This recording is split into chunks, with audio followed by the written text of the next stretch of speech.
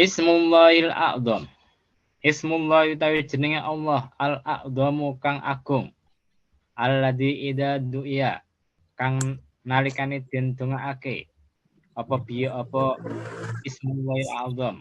Aja moko nyebadani sapa Allah. Wa idza su'ila lan nalikane den jaluki sapa Allah. Bi kelawan Ismullahil a'dzam. Akta moko maringi sapa Allah. Dakwatu Yunusa iku dungane Nabi Yunus ibni Hatta.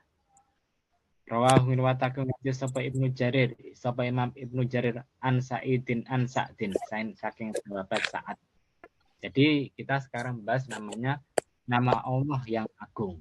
Ini sebetulnya ada dua penafsiran. Penafsiran pertama, Al-A'dzam ini diartikan yang agung saja. Nama Allah yang agung. Kenapa kok diartikan yang agung saja? Karena semua nama itu agung, tidak boleh dibanding-bandingkan. Tapi ada penafsiran yang kedua mengatakan nama Allah yang paling agung. Nah, ada palingnya.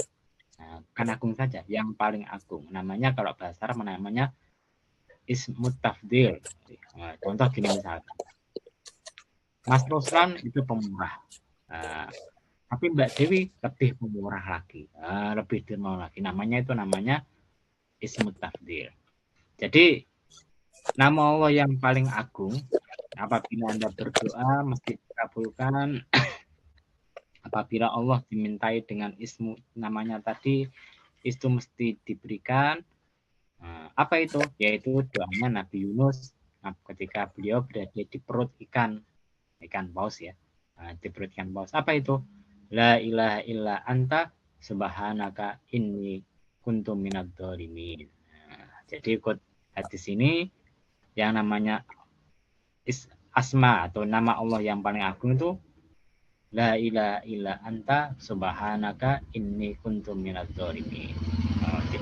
Tidak ada aturan saya Anda, sesungguhnya aku ini termasuk dalam kelompok orang-orang yang dolim. Tapi sayangnya ini hadisnya adalah hadis yang dhaif diriwayatkan Imam Ibnu Jarir At-Tabari.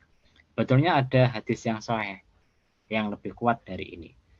Ikut para ulama itu bahwasanya yang namanya nama Allah yang agung itu adalah Allahu la ilaha illahu Allahu la ilaha illahu wal hayyul qayyum. Allahu la ilaha illahu wal hayyul qayyum. Kenapa kok semacam itu?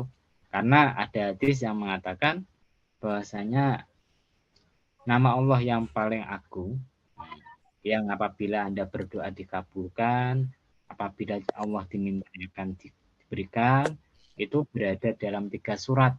Surat Al-Baqarah, surat Ali Imran, dan surat Toha. Kemudian ada ulama yang meneliti. Beliau itu ketika meneliti ternyata ada 3 ayat yang mirip dalam 3 surat tadi. Pertama, dalam ayat kursi. Allahu la ilaha wal hayyul qayyum. Kemudian di surat Ali Imran. Di surat Ali Imran itu sama. Dalam surat Ali Imran itu bacanya juga Allahu la ilaha illa wal hayyul qayyum. Kemudian dalam surat Toha, itu wa natil wujuh lil hayyil qayyum. Jadi ikut para ulama, Imam Ar-Razi lah, bukan para ulama. Ikut Imam Ar-Razi, sebetulnya lafaz Allah yang agung itu tidak seluruhnya. Tidak Allahu la ilaha illa wal hayyul qayyum, tidak itu. Lafaz Allah yang paling agung itu adalah Al-Hayyul Qayyum. Al-Hayyul Qayyum. Kenapa kok semacam itu? Karena lafaz Al-Hayyu itu artinya kan zat yang hidup. Yang hidup itu kalau kita tafsirkan berarti kalau orang hidup itu kalau zatnya hidup mesti memiliki pendengaran, memiliki penglihatan, memiliki penciuman. Pokoknya sifat-sifat makhluk hidup itu ada di dalamnya. Itu namanya Al-Hayyu. Kemudian yang kedua, Al-Qayyum, yaitu zat yang bisa berdiri sendiri. Artinya Allah tidak membutuhkan siapapun. Dia berdiri sendiri di dunia ini, di alam semesta ini tidak butuh siapa-siapa. Jadi dari dua kata ini, Al-Hayyu Al-Qayyum, nanti akan menimbulkan sifat-sifat sempurnanya Allah Subhanahu wa taala. Karena dinamakan Al-Ismul A'dzam. Kemudian beliau menguatkan pendapatnya dengan beberapa riwayat. Riwayat pertama bahwasanya Nabi Isa itu kalau mau menghidupkan orang yang mati, dia mesti mengatakan hiduplah dengan menyebut Al-Hayyu wal Qayyum. Nah, itu. Kemudian yang kedua, Nabi Musa itu kalau berdoa dan doanya supaya dikabulkan sama Allah Subhanahu wa taala, beliau itu menyuruh para umatnya memakai kata-kata yang mirip dengan bahasa orang-orang Bani Israel. Kalau diartikan ya Al-Hayyu wal Qayyum tadi, Al-Hayyu al Qayyum tadi. Karena itulah ikut Imam Ar-Razi yang namanya Ismullahi A'dzam, nama Allah yang paling agung itu sebetulnya Al-Hayyu al Qayyum, bukan seluruhnya. Bukan Allahu la ilaha anta, Allahu la ilaha illa wal hayyul qayyum, tapi adalah Al-Hayyu wal Qayyum. Sebetulnya ada 41 pendapat ulama tentang namanya Ismullahi A'dzam tadi. Nah, ya udah saya sebutkan satu-satu, saya tidak tahu semuanya, saya. Karena ada karangannya sendiri. Imam Suyuti dan imam-imam lain sudah mengarang tentang masalah nama Allah yang paling agung. Nah, nanti kalau Anda browsing di internet cari kitabnya, ya baca sendiri. Nah, cuma saya tak tunjukkan. Yang mengarang Imam Suyuti membahas masalah Ismullahi A'dzam.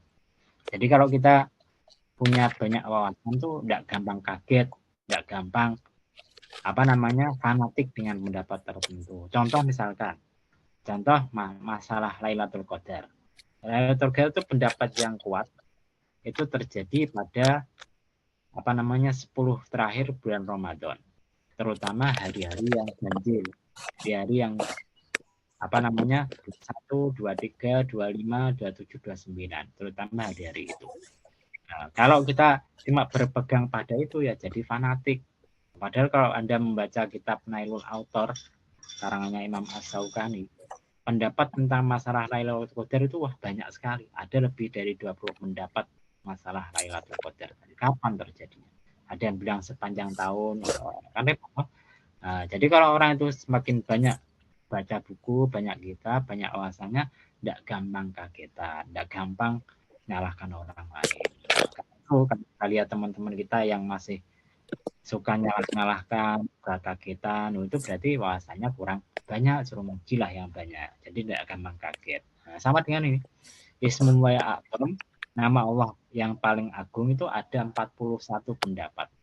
Nah, tapi yang terkuat sudah tak terangkan tadi, yaitu Allahu la ilaha illa Allahu la ilaha illa huwal hayyul qayyum. Itu yang paling kuat karena ada beberapa hadis sahih yang mendukungnya. Nah, kalau mau dipersempit lagi, ikut Imam Ar-Razi Al-Hayyu al Qayyum tadi. Nah, tapi kalau ikut kitab ini, sayangnya ini mengambil lagi yang dhaif. Ismullahi A'dzam itu adalah la ilaha illa anta subhanaka inni kuntu minadz dzalimin. Ini adalah doanya Nabi Yunus ketika berada di perutnya kan paus tadi. Kita teruskan.